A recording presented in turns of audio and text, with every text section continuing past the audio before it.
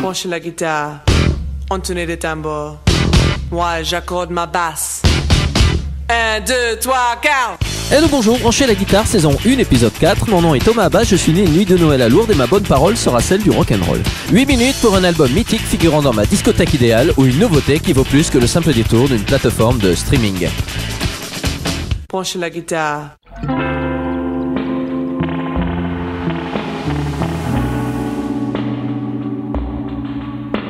Entre la fin des années 60 et le début des années 70, en France, les compositeurs-arrangeurs de génie ont proliféré, réussissant la synthèse parfaite entre écriture orchestrale baroque ou classique avec la pop progressive et le funk.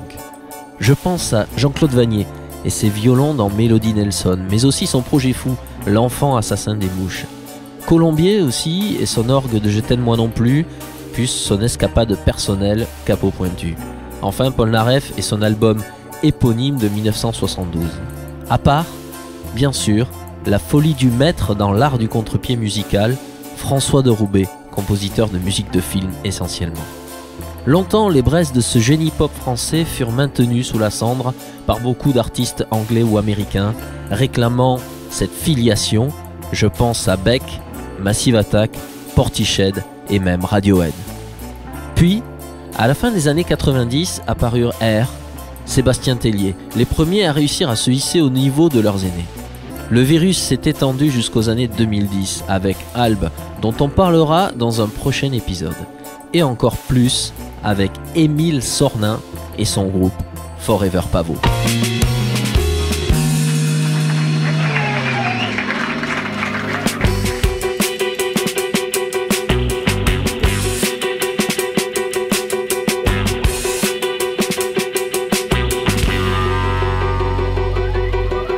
Bienvenue dans une dimension bizarre mais géniale, pleine de citations musicales. L'artiste revendique l'affiliation avec François de Roubaix, mais trace son propre sillon. Ce qui frappe dès le début du disque, avec cette tourne démoniaque et efficace, c'est l'ambition affichée. La seule crainte est que les belles promesses ne s'effilochent comme un beefsteak trop cuit au fil de l'album. Il n'en est rien. Les musiciens de Forever Pavot nous régalent les oreilles comme Marx ou Robuchon sont capables de régaler nos papilles, Givenchy ou Gauthier nos yeux. De la haute musique française en somme.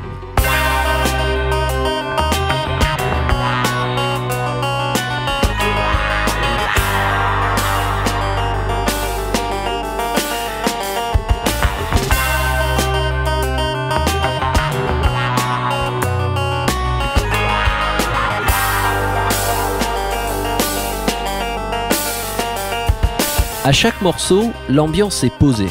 Les thèmes s'entrechoquent, les changements de rythme jouent avec nos émotions.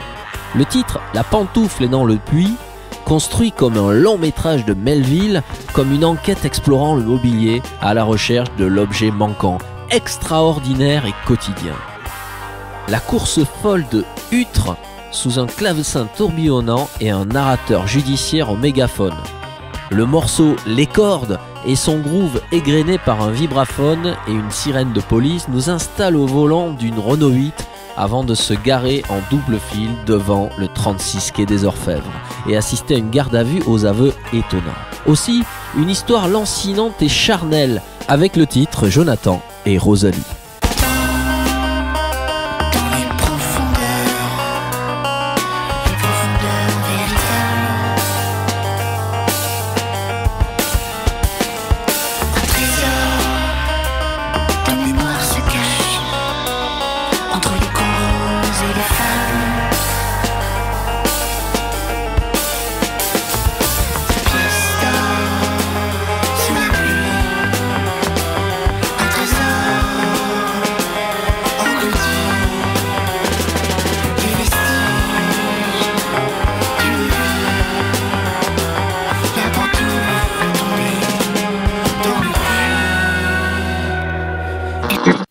Vous l'avez compris, cette modernité anachronique m'a transporté dans une dimension musicale luxuriante, celle de Forever Pavot.